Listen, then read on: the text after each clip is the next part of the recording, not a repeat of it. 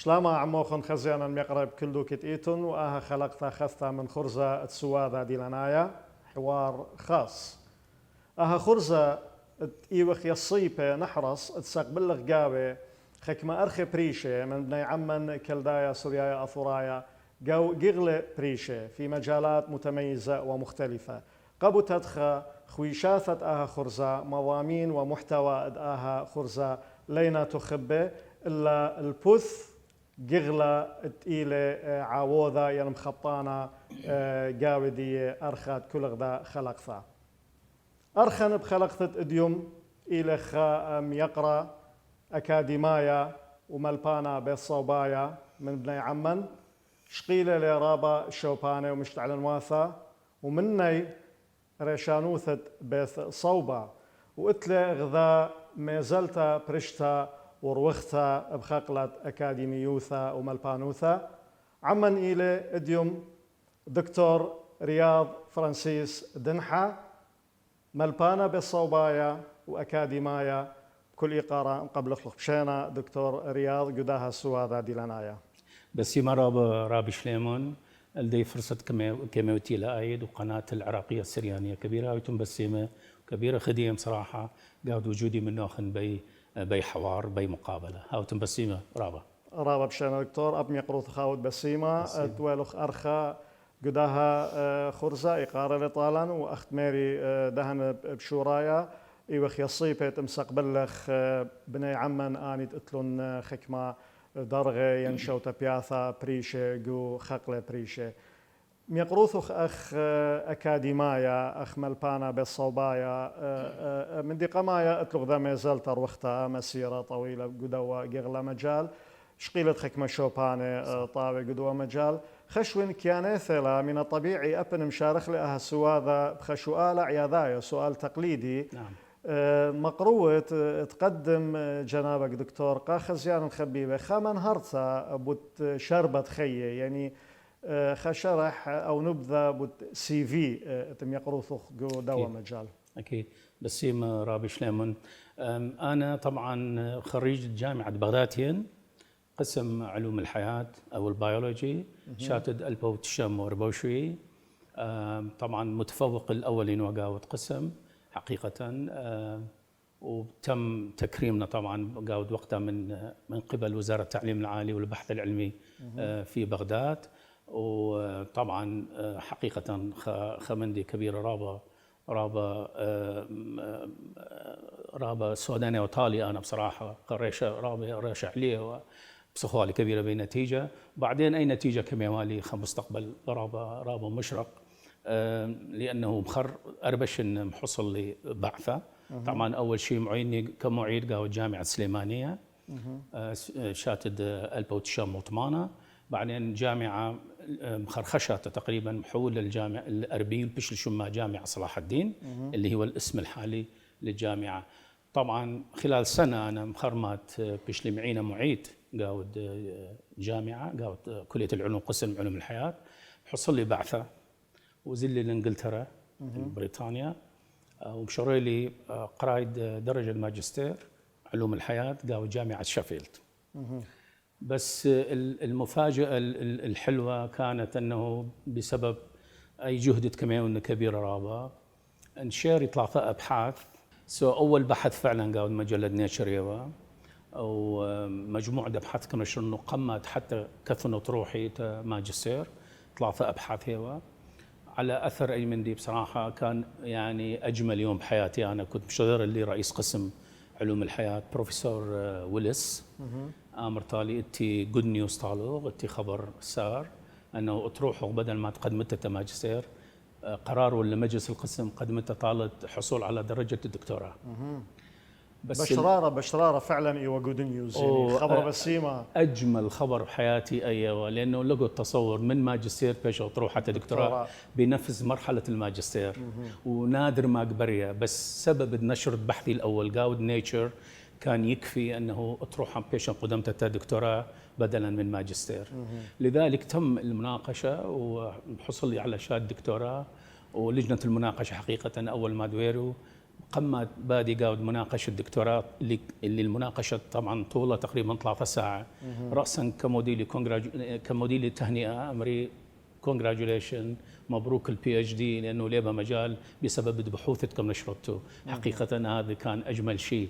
بس المفارقة يا كلا خرمات ولا خبرة الجامعة صلاح الدين أنه ولا خبرة طاوة يعني كم قتيلوا رواتبي منحي كم اسم خيلة لمدة سنة أنا بشلي بلا راتب ويا سبب أنه ودلو إلى إجراء أكاديمي إجراء أنه ودلو إداري ضد العقد أنه العقد كان على الماجستير أنت خالفت العقد مخالفة عقد يعني مخالفة عقد كموديل اعتبار بصراحة فأنا لبشلي تشارة قم لي كل أي كيس كم شغلنا طالب مسؤولين قاود رئاسة الجمهورية بوقت حقيقة لنا شي فرصة شي مجال لبشلي والي بشلن بعقانة كبيرة أنا وعائلة ويارزور لبشلن حتى بارد سويت زون أختي يارزور إلى الديدر متشيته ودكتور شات ألبو تشام وخمشوط مان أربوط مان خمشوط مان أربوط مان خمشوط مان يعني قمت شاق الواق لما أي كنوثة وبعد يعني إيوا خكمة عراقية جوانايث مضبوط جو بغداد فلبشلي والي شي شارة بصراحة شي حل إلا كفل يعني سلقاس أسلوب خكمة بوزونا طقس الدعوة رمرخ خدش إيوا قشيا كان قاسم قوتخا مواقف يس بس مشكلة أنه جامعي كمغدرالي جامعة صلاح الدين مدير العلاقات الثقافية كم قاطيله رواتبي لمدة سنة شاتة كامل أخني بشلن أنا وعائلة بلا رواتب حقيقة فثيلو رت موافقة وتهنئة ومضريتهم كله رواتبي قرار من رئاسة الجمهورية بصراحة يعني هذا أيضا كان فد خبر ودلهم تصحيح إجراء مسخ مرخي وتعسفي ربما بديلي كوظيفي كمدرس جامعة صلاح الدين قاعد قسم البيولوجي كلية العلوم اوكي بعدين مروقي لي الاستاذ مساعد شات التشوط معنا طاما حصل لي منحة من جامعة شيفيلد من نفس القسم خرج لي منه شغل لي بي اتش دي كم شضري لي منحة بحثية أنه أودن كمريلا سباتيكال ليف أو التفرغ العلمي لمدة 6 أشهر مشرفي بجاني طاما بروفيسور ديفيد ريد كم شادري رسالة جدا لطيفة معنا كم قدمنا رئاسة القسم قال جامعة صلاح الدين موفق لرئاسة القسم موفق لجامعة صلاح الدين وإلا خازن زلي طالب جواز أودن التجديد أمري آيد يثقله منع السفر ليه بوم سفرت مدري ضيقة خرتم بقرة سبب أنه آيد تحاول الهرب من البلد يعني بحجة التفرغ العلمي زي آخر يعني خطامة كبرى طبعا لمدة سنة رابي أنا عشلي قاعد خرعب فظيع لأنه أمن النظام كان يتابعني ويراقبني حتى ثيلو كلية العلوم كله أوليات إفادة إنجلترا جامعة شيفيلد اللي أنا شغلي منها بي اتش دي كله كم مدير مصادرة كم شغليله وبشلو شيوكه أي دغزي له ومن مفقيله مع العلم موافقة الأصولية كله إثية على كل لمدة سنة كاملة أنا أخني والعائلة عشنا برعب بصراحة لأن كبيرة زدوثة ثولي صح حقيقة صح رابي أنا دخت ماري بخلت دخت ماري قبل قليل يعني تم يقروث وخناه إجراءات النظام السابق وقاس سبب الهاجس الأمني رابة كبيرة وجبهه نعم. وعلداها ناشق زديوة يعني كبيرة زديوة ظاهر حسب ما تفهمني بعدين زيلة وتقارير اللي أنه دنجزاب بيثي ودنجزاب السيارة كيف آزل ولا ضأر طبعا لا يابا هذا على الإطلاق والشيء المثير أنه عميد كلية العلوم كم خابري خيومة بي أثناء بي فترة عفوا آمر طالي وزير كم طالب له لازم آزد قدوم بخش كساعة أسرة آي داود قاد ديوان الوزارة كان دكتور منذر الشاوي وزير التعليم العالي نعم. حقيقة رجل كان صدق يعني محترم اسمه دكتور بثر ما دعويرخ آي مشغلة يعني بعد تجاوز هاي المرحلة تممت والم بد ما زلت يعني يلبانيت المسيرة العلمية طبعا أنا مستمرين وقاعد أبحاث إطفالي إشراف طلاب ماجستير على كل كم صار لي أمر يابا آيد ديثن له تقارير ودكمري أنه آيد كبد عرقد من بلد بلطد ولا آثن من دكتور أستاذنا العزيز شي من دي قبيل ليث كله أني تقارير كاذبة للأسف الشديد أي من ديليتهم إذا إمكانية مرآتي خازي بيتي ما مزبنين أنا ما آثاث مزبنين آيلة سياري وآثاثي كله. آمر أستاذنا العزيز بس جزء من هذا جزء من هذا الموضوع. من أنا على الرحب والسعة، أنا الممنون، وأنا من هسه جزء لا أريد أروح لإنجلترا ولا أريد أسوي أبحاث ما بعد الدكتوراه، ما لازم، وإن شاء الله خير. طلت لي أنا مني حقيقة استقبلني وكذا على كل، ولكن بعد يعني لبشلة، يعني أي منحة لبشلته ممتاز؟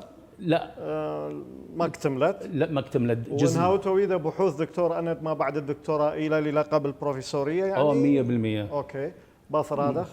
بطرد أي بسبب أنا هربشلي ممنوع من السفر، وبشلي بلاك ليستد بالقائمة السوداء.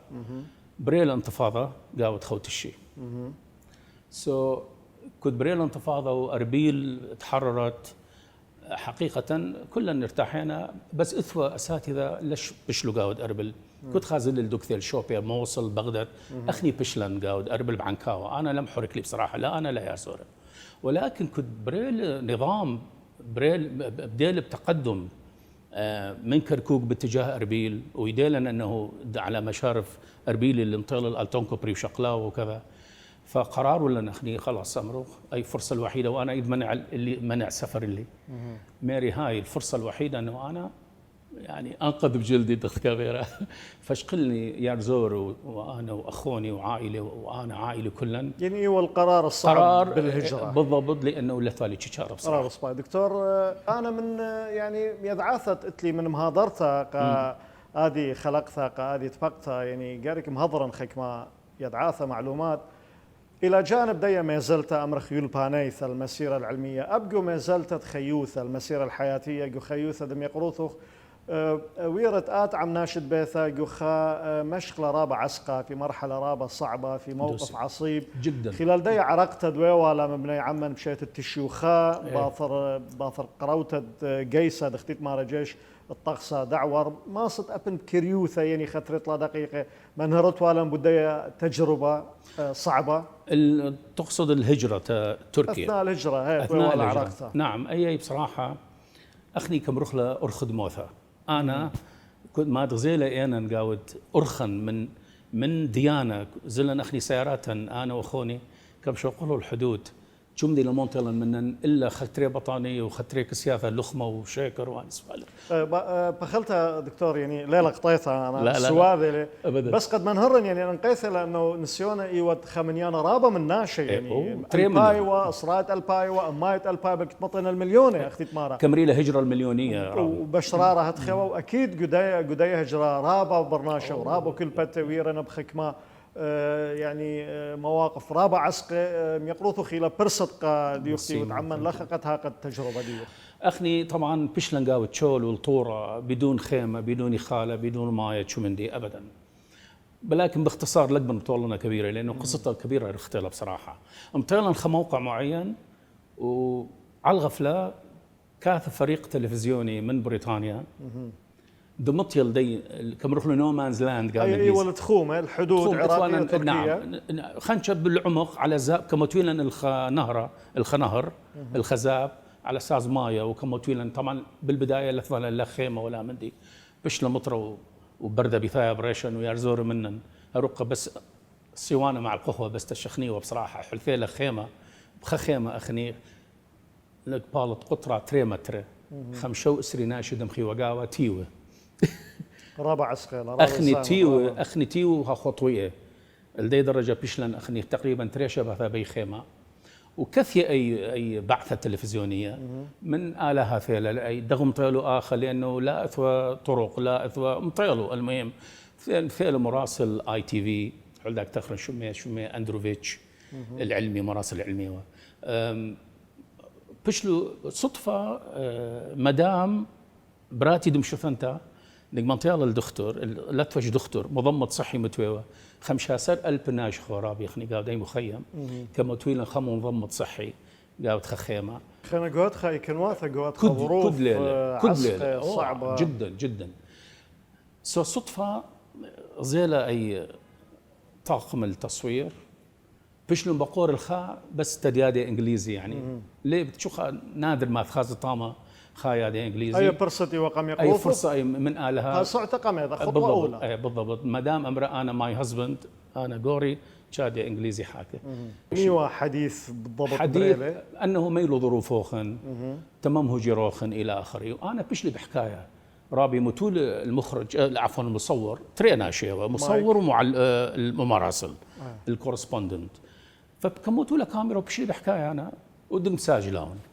على كل بشلي بشكايه انا من يابا اخني اخا بدميثو بيشوخ اخا تفاصيل من ديتيت يا ميل وضعا ليثن درمانه ليثن خاله باثرادخ ماوله رابي نتيجه اي مقابله تلفزيونيه كم عرضي لقاد انجلترا صدفه سبحان الله مدير القسم الاداري اللي انا مخرج لي منه بي اتش دي دق فارج التلفزيون كم خازي صورتي جو جامعه شيفيلد جو جامعه شيفيلد رابا صباي جو انجلترا ابا الصدفه يعني رابا يعني حيل انا كمنها معجزه لانه الكليب ما تجاوز دقيقه واحده بس كم خازيلي وحتى شكلي لي ميدي ابدا انا رياض فرانسيس بس ما الى تايتل بالدلتيغ دكتور رياض فرانسيس كم خازيلي واين عشا يعني ودل قفز ما كمريلا يعني سمخ للعقل وعجم ديونا يعني اي ميلكا وداخل سو راسا ودل اوراق ودل اتصال خارجيه سعران اجراءات كل يعني تسهيل الزلتيخ بالضبط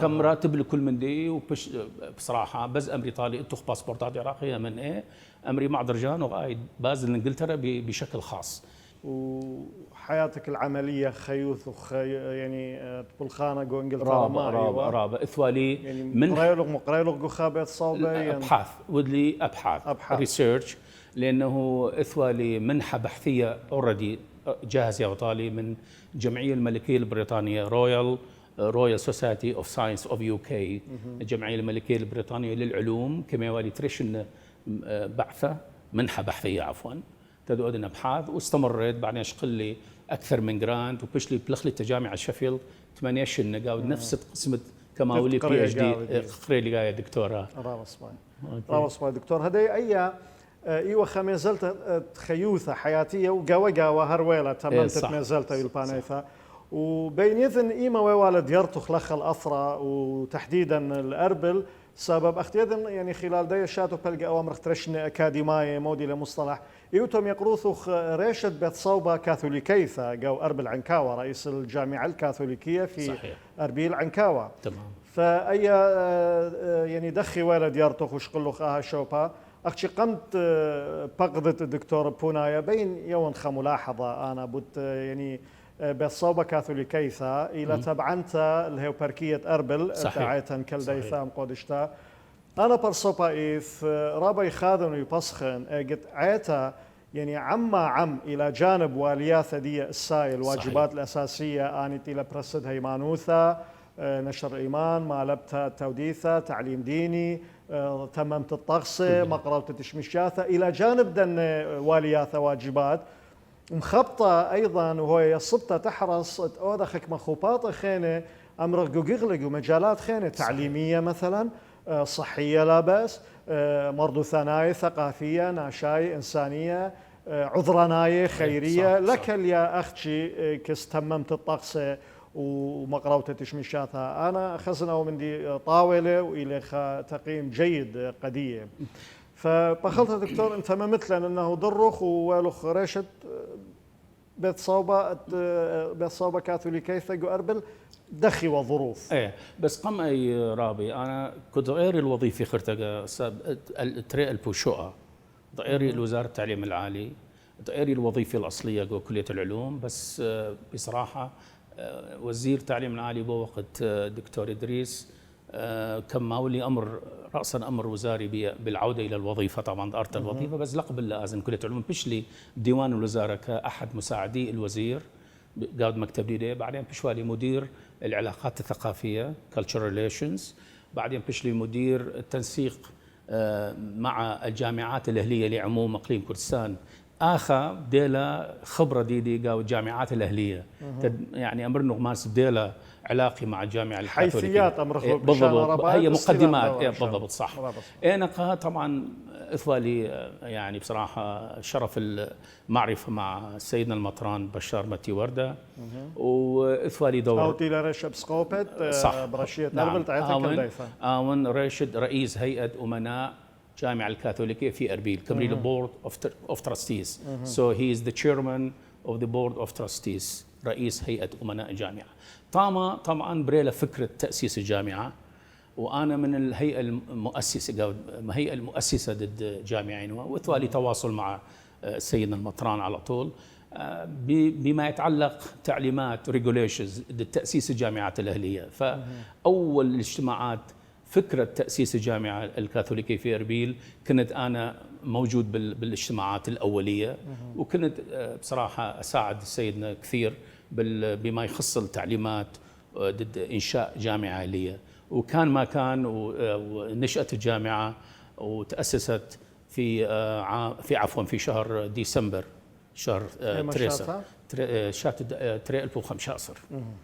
وحجر الأساس بش المتوطالة قاود إسري أسرة التري 2013 أي حجر الأساس. بعدين وأنا ترشن أكاديمية خرايئي وتوا رشد بصوبة هل يعني ختامة لها وارثة خشن بني ومانت يعني مساغلت خلقتها تسجيل الحلقة وأجد بيشة مغزيثة براقلة أو مشغلة أنت مرحلة رئاسة ديوخ الجامعة وخشون سيدنا المطران وذوالي خطبقتها تكريمية صحيح يقروث بدها مناسبة رابص باي دكتور مودي وأقسام رئيسية تقو الجامعة الكاثوليكية شرح خنبذة. نعم أخني حاليا رسميا اتن إسرى أقسام واتن اشتكليات رسميا مفتوحة دابا من كلية الهندسة لا اتن قسم الهندسة المدنية وقسم الهندسة المعمارية، اتن كلية الآداب يبقى قسم اللغة الإنجليزية وقسم الدراسات الشرقية، واتن كلية الانفورميشن تكنولوجي تقنية المعلومات وعلوم الحاسبات يبقى 3 أقسام طبعا، واتن كلية الإيكونومكس الاقتصاد والعلاقات الدولية يبقى قسم الإيكونومكس قسم المحاسبة أكاونتينج، اتن كليات خاطب فيها شتقة اللي هي كلية العلوم الصحية Health Sciences College of Health Sciences. طبعا بتخلق قسم جدا جدا أنا خدين قاوي بصراحة اللي هو قسم التحليلات المرضية كمري ل MLS Medical Laboratory Science. طبعا أول وجه مقدم له 33 طلاب قبلنا قاوي أي قسم. وتن كلية التربية أيضا شغلنا موافقات رسمية تفتحوا ده هي حقيقة هي مفتوحة بس بقسم واحد اللي هو الرياضيات. وبس اتن أيضا طموح جدا جيد بصراحة أنا متفائل كبيرة اللي هي بروبوزل قديم مشاريع فتح 3 كليات خلنا اللي هي كلية التمريض نيرسينج وأيضا كلية الصيدلة فارماسي، واتن 3 أقسام خلنا مشروع قدميوخ اللي هو قسم إدارة الأعمال بزنس مانجمنت، واللي هو أيضا قسم التصميم الرقمي ديجيتال ديزاين. أنا متأمل يخت أي شاتد أثيا وزارة التعليم العالي أيوانا موافقة له. طبعا لازم كل أن يقسم هاوي بموافقة وزارة التعليم العالي أخني قدموا بروبوزل قدموا بروجكتس كامل بموجب استمارات خاصة وزارة مشضر اللجان بلطي كشف وكيوي تقرير، وعلى ضوء التقرير وزارة كيوانا نتيجة إيجابية أو سلبية. بالمناسبة جامعة الكاثوليكية أيضا معترف لقاوها هم من وزارة التعليم العالي في بغداد وهم وزارة التعليم العالي والبحث العلمي في إقليم كردستان. اتن اعتراف رسمي من تورنتو على شوية إقليمة على مستوى الإقليم وعلى شوية على مستوى العراق رابص دكتور وبخيلة على أنا ترمياتها بيشتهم صورا إلى منتيثة قداها أمرخ للصرح علمي وقبل طيبوثة وإقارة قائتا دم خبوطة إلى أبقدنا خقلة وخشون يعني للسقطة مبقرن أخشي قمن هرتقة توضيح أكيد أي بيت صوب كاثوليكيثة خشوني قبل يالوب من كل كويانة من أكيد. كل مكونات أكيد. من كل توديات مختلف التوجهات والقوميات يعني بتختلف ليلة تخبتها ليلة محددة بمكون معين. قمم جو من دي سؤال رابي شليمون حقيقة ودو إشارة نقطة مهمة كلش أنه جامعة مهمة لأنه إيتا إلى جانب مسؤوليات الروحية والكنسية ايضا دكوده خدمه نشاطات اخرى. مهمه بمجتمع. نعم، صحيه، اكاديميه، ثقافيه، الى اخره. لذلك وجود جامعه قاود بلده عنكاوه اخذ اربل، يعني خرصيد رابه لطالب كله ناشد عنكاوه وناشد كل اقليم صراحه. اكيد. وبعدين اثغل قبول الطلاب وسياسه الجامعه. طبعا اكيد جامعه قبل طلاب من خارج الاقليم شيء مشكله لتن. كل واحد كل طالب ماث شهاده اعداديه مصدقه من تربيه مقبولي لشي مشكله. التن طلاب من موصل، التن طلاب من بغداد، التن طلاب من كركوك، وايضا حتى من خارج القطر ان ماث شهاده اعداديه بيشت معادله او بيشه مقاصه ايضا ممكن بايش قبيله قاود اي جامعه اهليه. اني تعليمات واضحه وصريحه له من وزاره التعليم العالي والبحث العلمي لاقليم كردستان. رابا سباي والى باس اعتطوتا وبخير تلقاني منه يفرانا من يانا بشرابه من عليمن وعليماثا. بسيمه رابا سباي دكتور مطيلا خم شقله بسيمه من دوسوا هذا شقله خمن يختا اكيد كريثه ومدري الديرخ بسيمه خزيانا يقربها ولا نخبصوا ولا كريا ومدري الديرخ عموخم.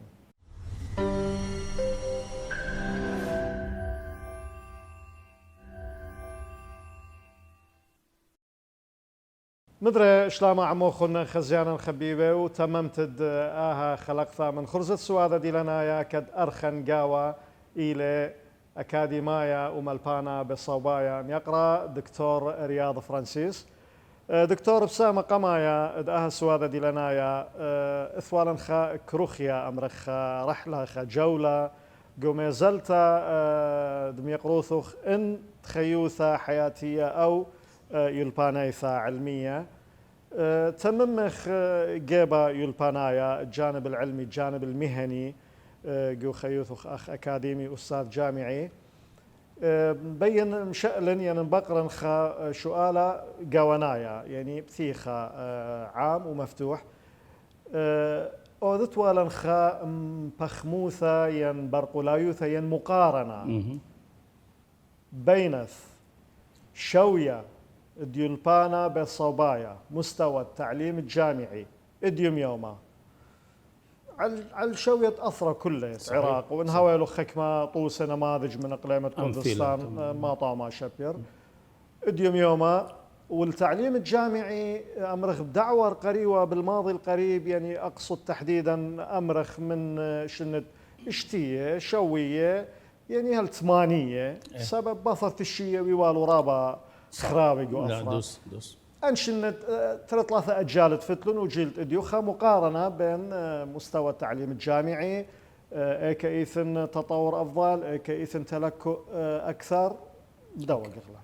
أكيد رابي شيمون رابا وتبسيم لدي سؤال اللي هو جدا جدا مهم صراحة لأنه حقيقة كل علم دك خزية أنه ما دكبار ما تطورات دكبار قاوت قطاع التعليم العالي ولين بس أنا بصراحة بس أنا بالأخص ممكن أودن مقارنة جيدة لأنه عشت لي بسبعينات كطالب في كلية العلوم قاوت جامعة بغداد وبعدين بشلي أيضا أستاذ قاوت جامعة صلاحية بالثمانينات أوكي بعدين ضئيري خرتقة ب 2007 بشلي حل 2000 تري البو ارباسر يعني شو ايش دخلنا ايضا هم قري لي خنشقاو جامعه صلاح الدين وبلطلي خرتقا شو ايش دخلنا ضئيري الجامعه الكاثوليكيه في اربيل كرئيس الجامعه. اذا الدكتور نسيونا دي يقدر يضم ثلاثه مشاريع ثلاثه محطات صح. مهمه بغدث اقليمه كردستان وتوتاوثا جو اغتراب جو انجلترا بالضبط بمعنى اتلوخانسيونا تجربه جيده تشمخ محصله دي اكيد بسيمه رابي شليمان حقيقه بشكل عام نعم ايث تدهور المشكله تدهور ايث تدهور المستوى العلمي بالدراسات الاوليه او بالدراسات العليا. حقيقه انا يعني بكل تأكيد ذكرنا لأنه بشلن أعضاء لجان مناقشة أطارح الماجستير أطارح الدكتوراه غزيلا مستويات الدراسات الأولية طبعا للأسف إيثن أي تدهور والسبب هو الكمية بشلة مزد له كميات هائلة من خريجي الماجستير والدكتوراه رابي كمية يعني تقصد عدد عدد طلبة؟ يالوب بالدراسات العليا والدراسات الأولية بريل توسع هائل، وأنا أعتبره أي توسع الكمي هو كان على حساب النوعية حقيقة، لأنه بريل التشتت كبيرة قاود عدد الاختصاصات ونسبة كمية الخريجين خاصة شهادات الماجستير. يعني حسب إحصائية أنا على طول قارن مقالات أستاذ محمد الربيعي اللي هو المستشار العلمي الفخري لوزير التعليم العالي في بغداد، مقالاته هائلة اللي ما دقبارقة والتعليم العالي في العراق، ونص عن كل معني بمستوى التعليم العالي في العراق بالأخص. قارئ له مقالات أي أستاذ، بالمناسبة كان معيد مدرس أنا مقري لقاود كلية العلوم بالسبعينات، بس ما شاء الله ده بروفيسور رابع لقاود جامعة دبلن جو إيرلندا، وأيضا هو مستشار علمي لوزير التعليم العالي في بغداد. إشلام وإقارة طالة وتجهودية. رابي بالنسبة لموضوع الزيادة تتمارى في عدد الطلبة والخريجين، نعم تما آمن دي ليلة ثايا بانسجام مع الزيادة السكانية جو أثرى مع النمو السكاني النمو العام ليلة تحصيل حاصل يعني؟ لا هو طبيعي؟ بصراحة هو أضعاف ما أنا بتقديري. يعني مثلا مثال إتي إحصائيات كبيرة للأسف جزء وقت لا يسامح إنه خكمة أرقام نماذج. يعني عدد الجامعات الأهلية والحكومية في العراق يبلغ 126 جامعة. ليلة حالة صحية؟ ليلة على حالة صحية، بس كدك شغلت بس له على حساب المستوى. ايوه على حساب النوعيه، لا على حساب الستاندرد، لانه انا كنت قبل كل طالب يعني ايثن درجات دقماطي درجات الخريجين الاعداديه دقماطي ال 55 و60 على كل. فانا لي قصدي انه اني لي مكملي لا اي مكملي، ولكن ان اتت الاي كيو والشطاره والذكاء اني بصراحه قبل ليك شوقي طالب ليك شقي لقاو الجامعه. بعدين اي كم الهائل ثيله من جامعات الاهليه، يعني اخني باقليم كردستان اتصور حوالي 18 جامعه اهليه، يعني مجموع الجامعات في الاقليم حوالي 33 جامعه بين الحكوميه والاهليه. كل بريطانيا بحدود 65 الى 67 جامعه، كل بريطانيا اللي يبلغ عدد سكانها من 65 الى 70 مليون. اي مقارنه جدا بسيطه لها. بعدين ايضا بسبب اي الكم الهائل من الشهادات العليا بصراحه بشلوا بعيون حتى ماجستير، يعني احصائيه قدمها هي الاستاذ محمد الربيعي او رقم 40,000 حاصل ماجستير هم اعضاء الهيئات التدريسيه في مختلف جامعات العراق. انا لي مو انتقاصا من حمله الماجستير على الاطلاق، ولكن بالانصاف والعداله انه كنت شغله PhD هي درجه علميه راقيه، كنت هاود بروفيسور درجتك العلميه ارقى او لقبك الاكاديمي مقارنه بمدرس مساعد اللي هو اول لقب ياخذه الماجستير. فيا ريت يا حبذا الالقاب الاكاديميه العاليه بيش يزيد قاو الجامعات الاهليه والحكوميه. انا جيبي على طول مبدئي قاو التعليم الاكاديمي انه الاستاذ الاكاديمي هو عمود الفقري لكل جامعه. اكيد هذا خير 100%. اكيد. اعطني استاذا كفؤا اعطيك جامعه ناجحه. رابع صباي دكتور مو ايثن خينا من نقزه نقاط يعني عوامل المقارنه ما بين التعليم الجامعي قمت 3 اجيال بتؤدي يوما الى جانب ان نقطه قممرت له مثلا اعداد الطلبه شهادات يعني خشامرخ مستوى المواد التدريسيه داخله مستوى التدريسيين والاساتذه الى متطور لو الى بش اقل يعني عوامل خنه. انا بصراحه ناقصنا كبيره من ديانه، وانا اثوى لي مجموعه من النقاط اللي هي من صلب الاسباب اللي ادت الى انخفاض مستوى التعليم الاكاديمي او التعليم الجامعي بالعراق حقيقه، من انعدام استقلاليه الجامعه، وهذا جدا مهم. للاسف الشديد كل الجامعات العراقيه حتى الاهليه مرتبطه بوزاره وزاره، والوزاره هي اللي تصدر تعليمات وتصدر توجيهات. اللي يقتل المستوى هو عدم استقلاليه الجامعه من الناحيه الاكاديميه والاداريه طبعا. يعني هو أهلية يعني خاصة، قطاع خاص؟ لا حتى حكوميه رابي، حتى حكومية لكن بس ذات استقلالية اقلاليه لا بأس كامله، فيها. ماديه ماليه واكاديميه. آخر مالية رابي جامعة تستقل ماليا وهي حكومية، نعم. ما كم مثال تمويل دي آها. ما بودا مشاريع اي اقتصادية. رابع. This is very good question. أوكي. الجامعات المرموقه والراقيه كاثيرو جرانتس للابحاث بملايين الدولارات. انتم مشكله معينه تلوث في اربيل، بثيا جهه معينه، جهه حكوميه بوالو جرانت، هاك مليون دولار. منحة يعني منحة؟ لا انا ما لك مثال بالحاله الصحيه انه تعليم راقي وتعليم الاكاديمي او التعليم العالي. حقيقه الجامعات الاجنبيه اقر بريطانيه او استراليه او كنديه او امريكيه كاثيرو انكم دخل رابه من جرانتس، من منح البحثيه حتى يحلون مشكله معينه في فلان مدينه او فلان قريه او فلان قصبه. اخني حلدا دق نشرخ آلاف الأبحاث، ولكن حلدا لا يغويد حلخة مشكلة هو تخص الشعب وتخص البلد وتخص المدينة. هذه هي المشكلة.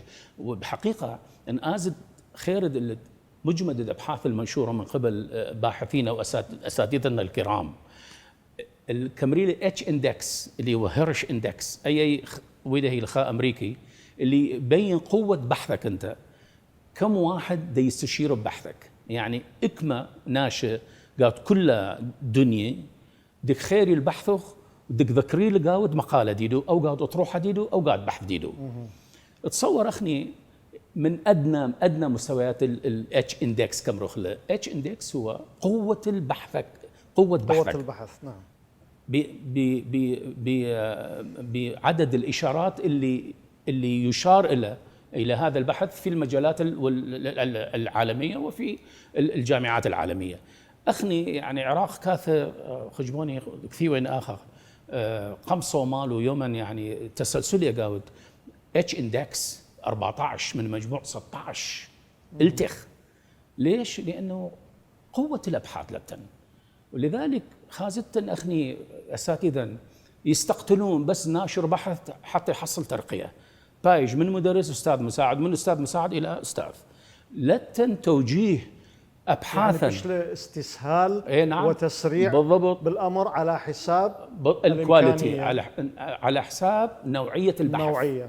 وهذا هو سبب انخفاض الابحاث العراقيه في الاتش اندكس. يعني رابي قم بخلت قم قصه يعني قم قلل جو مخيث وقام زمتوخ مشورار اختخاره خكمه نغزه خكمه شويله اليات تشريثت معالجه صح.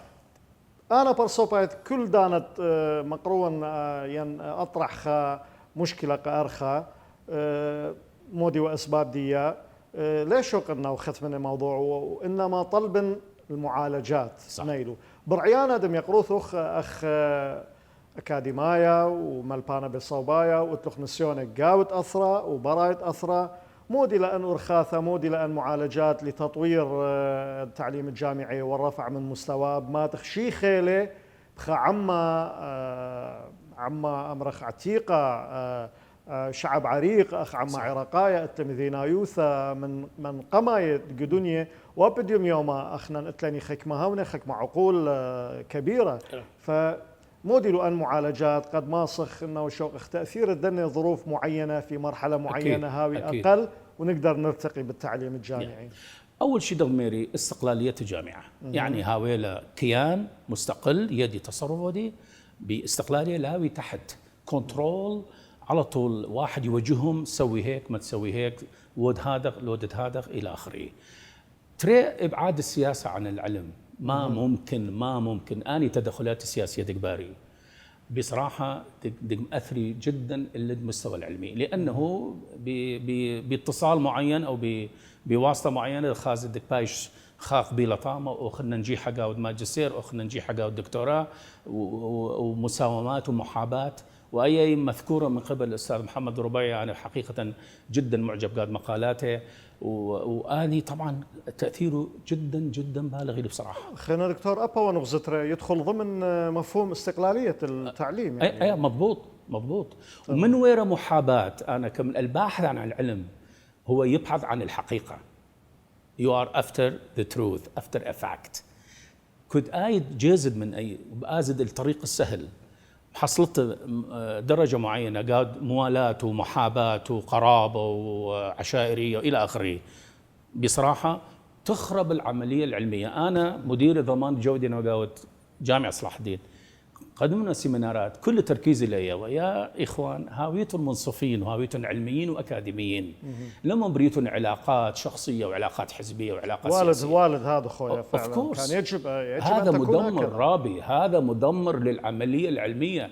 أنت باحث عن الحقيقة، أوكي؟ يجب أن يكون أكاديمي رصين، أكاديمي نزيه، أكاديمي حقيقي، تبحث عن العلم، ما تروح تحت تأثير خزمة أو تأثير خامن عشيرة أو تأثير من حزبي، أنه يا أي مقبول لي أي مفت لي. لغزي يعني أحد الأمور السلبية جدا. وأنا زين مناقشة الدكتوراه وزين مناقشة الماجستير، لغزي كنت يتوى اللجنة وأدا مناقشة طروح الدكتوراه، خازد الدفاع جدا جدا ضعيف إلى درجة ما ممكن الطالب يعبر ويحصل على الدكتوراه، ويطلعون بالتقييم كما ولا تشي كما ولا 5 وتشي كما ولا 8 و8 يعني إلى مجاملة نعم محاباة. أنا كبرنا هذه هي محاباة، هذا هو محاباة لك.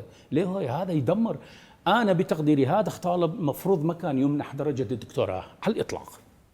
مثلي خحالة بعراق أو إقليم كردستان أو على مستوى المنطقة، خحالة مفشل له طالب دكتوراه أمري آيد ليد مستحق درجة دكتوراه. قاود بريطانيا في كثير من الجامعات يسوي المناقشة الطالب، باود له مناقشة، بمري للجنة مناقشة بكل صراحة فيس تو فيس. نو يو ار نوت باسينج. ليه هو درجة دكتوراه لك بشويل تطالخ سقي اتو نقص 1 2 3 4 بلوخ شاة خرته مكامل تجاربه وابحاثه وضؤور واني نقاطة كما مرور خسوي ودلو حل ميتنا جواب علمي لك باسع رابي صفارابي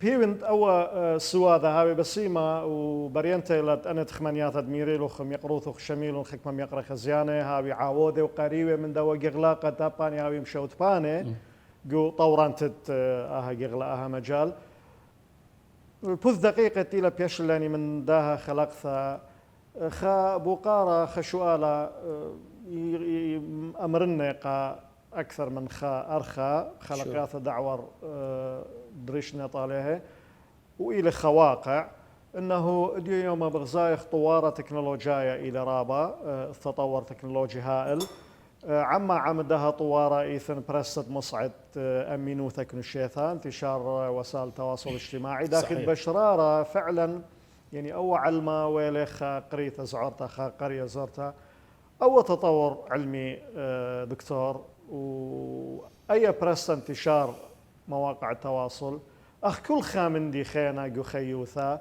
اتلي خا جانب مسيمانا إيجابي وخا جانب مريمانا سلبي أخ مع ذانوث المجتمع كتأثير على المجتمع قدني أثروات بخاير قاوة أخنا أمر منطقة مدن 5 عراق وأثروات أشوابه والمخوبة أب جو قربية في الغرب على مستوى العالم أكيد أيهما إيوة أكثر تأثيرا على المجتمع النقاط الإيجابية الدوا طوارة تكنولوجيا أم النقاط السلبية طبعا رابي سؤال حلو بحق بصراحة إذن طبعا إذ جانب إيجابي أكيد بس أنا برأيي الجانب السلبي دا يضغي على الجانب الإيجابي من مجمل المعلومات اللي قارخ له كل يوم أقرب صحف أقرب قاعد إنترنت أقرب طوسة نماذج لما قروت لن أمثلة إيه طبعا يعني فور إكزامبل شغلات الإنترنت والآيباد واللابتوب وأني كوديلو استخدام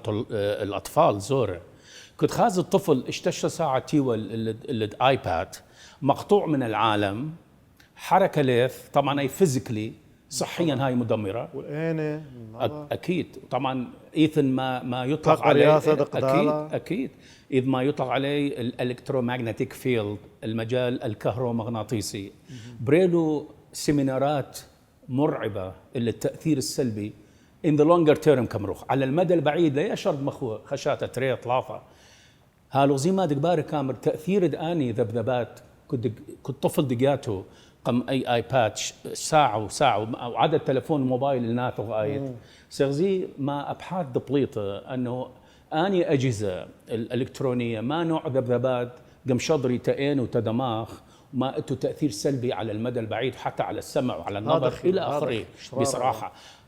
والأنكى هو بدانة الأطفال بسبب قلة الحركة، خمول وتوتا اللي آيباد واللابتوب ساعات وساعات. أي طفل حركة ليك بايش على الإطلاق. مخنا دكتور من طبعا معظم الدول الأوروبية حتى قاود الشرق الأوسط يعانون من بما يسمى child obesity اللي هي بدانة الأطفال.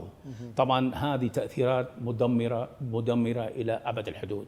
طبعا هل تقدم التكنولوجي اكيد يبه فائده، مثلا بالطب بالجراحه شغلات دقباري يعني عن طريق اجهزه الكترونيه يعني رائعه يعني في خدمه صحه الانسان.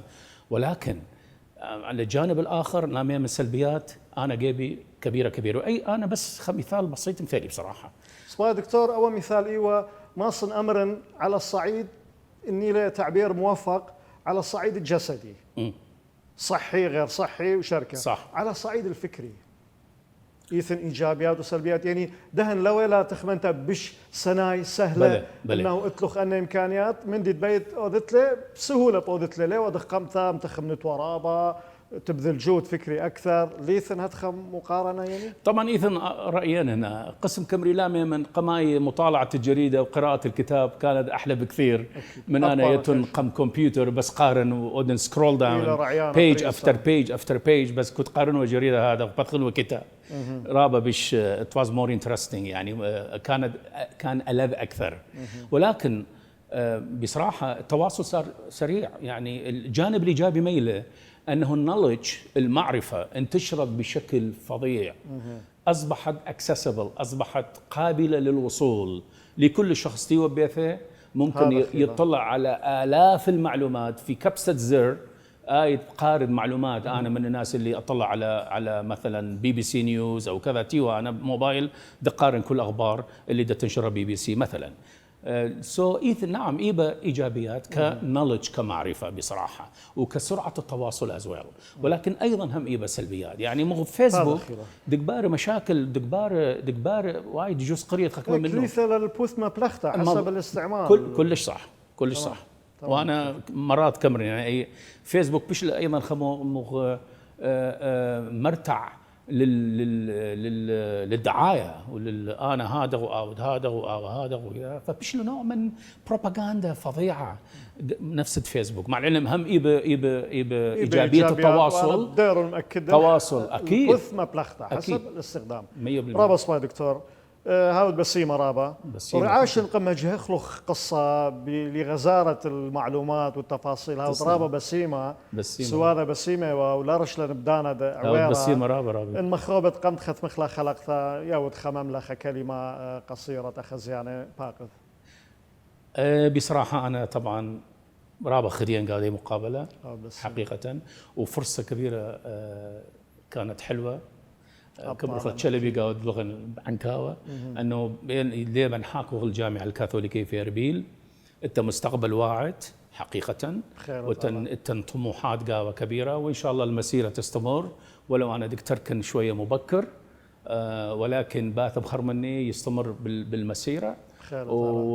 والآن متأكد يندخل ميري قاود حتى قاود كلمة توديع دي أنه كبيرة متفائلين قال مستقبل لدي جامعة لأنه خلال كذا سنين خازت جامعة ثبت جانا وبويا إن شاء الله من الجامعات المرموقة في المنطقة ولما نشوف جامعة أربيل الكاثوليكية جامعة فتية عمرها كل اشتشنيل بصراحة.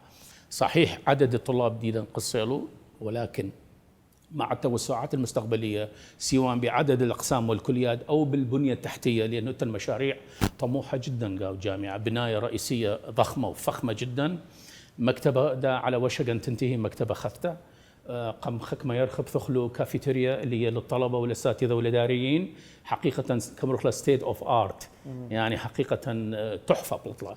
هذا خيلت على دكتور أبقالا إلى من قالوا طلبخ لكل من تيثا وبيخ مقروة خشلامة إقارة كل خا برصوبة وكل خا شوث آسا مؤسسة إيوة قيمانة علداها ترميثا بتصوبة كاثوليكية أربل اكيد من دي خيانة دكتور قامت ختمخ نعود بسيمة فعلا يعني اي وجود اي جامعه قاود اي منطقه جيبا عنكاوة وجو اربل عموما وجو اقليم حقيقة مفخر إلى طالان ورصيد رابع له والأهم أيضا هي عندها رسالة كمرخلة ميشن أنه قبل من كل طوائف التن يزيدية اتن مشلمانة واتن سراي وباويلان كاكايين وباويلان زرادشتية إلى آخره بدون أدنى تمييز أخني بكل مناسبة بأدبيات الجامعة على طول قاود كلماتي قاود مناسبات معينة افتخرنا أي حقيقة أنه أخني لا يخ جامعة متزمتة وجامعة دينية على الإطلاق وإنما بالعكس تماما هو نموذج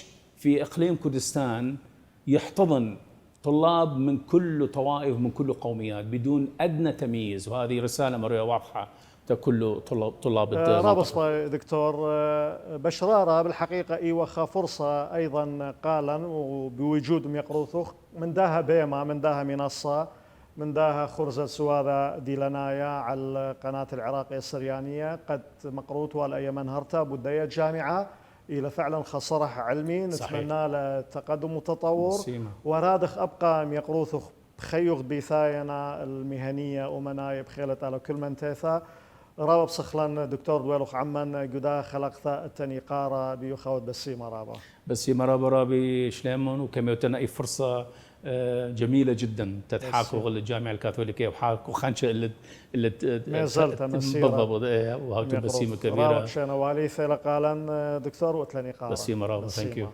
يو خزيانا المقرأ أبختناويتم بسيمة دويلوخون عمان لغزيثت آها خلقتا وهل خلقياتت آثي قبل كل خبان وإيقارا بوشون بشينا وشلاما